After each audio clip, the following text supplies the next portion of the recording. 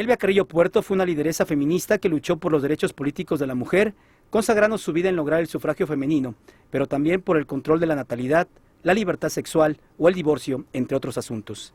Hermana menor de Felipe Carrillo Puerto, quien gobernó Yucatán de 1922 a 1924. Elvia Carrillo Puerto nació en Motul, Yucatán, en el año de 1881. Integrante del Partido Socialista del Sureste, su activismo social le ganó el mote de monja roja del Mayap.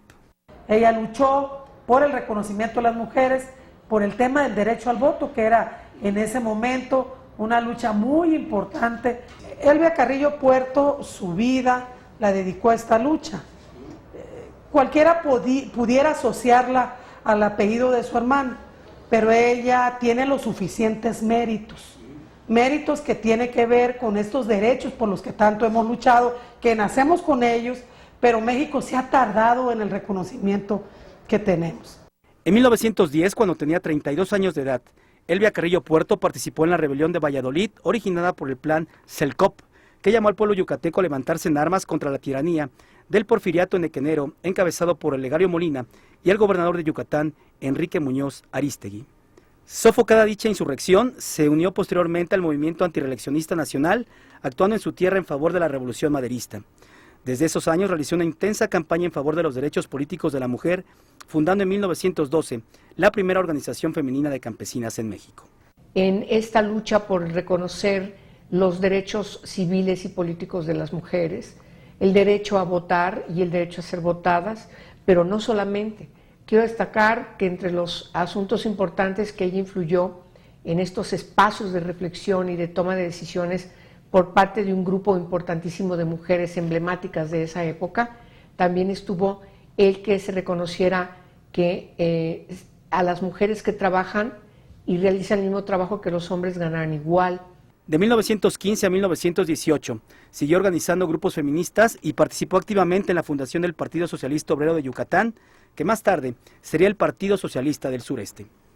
En 1919 viajó a la Ciudad de México, donde conformó la agrupación femenina Rita Cetina, con el propósito de lograr, durante el gobierno de Venustiano Carranza, que se incluyera el debate del voto femenino en las cámaras legislativas que habían sido electas después de la Constitución de 1917.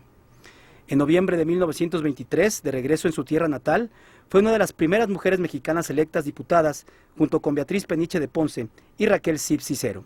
Las tres integraron el Congreso de Yucatán, postuladas por el Partido Socialista del Sureste.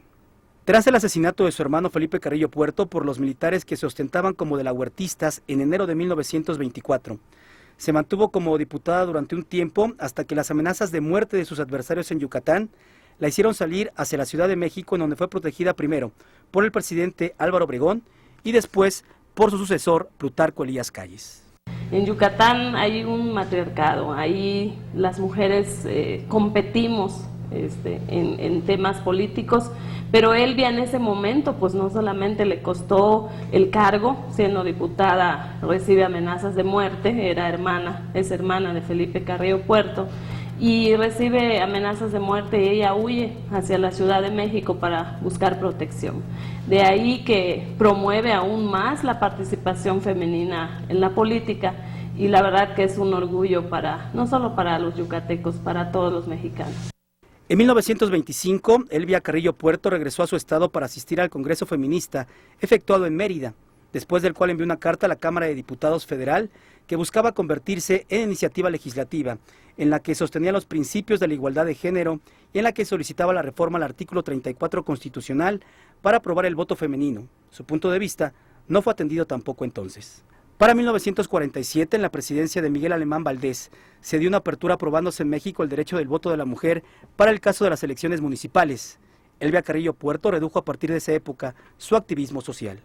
Sin embargo, mantuvo su lucha, que finalmente se vio coronada durante el periodo presidencial de Adolfo Ruiz Cortines, cuando en 1953 fue modificado por la iniciativa del presidente de la República el artículo 34 constitucional, a fin de otorgar la igualdad total de derechos políticos a las mujeres mexicanas, incluyéndose desde luego su derecho al sufragio.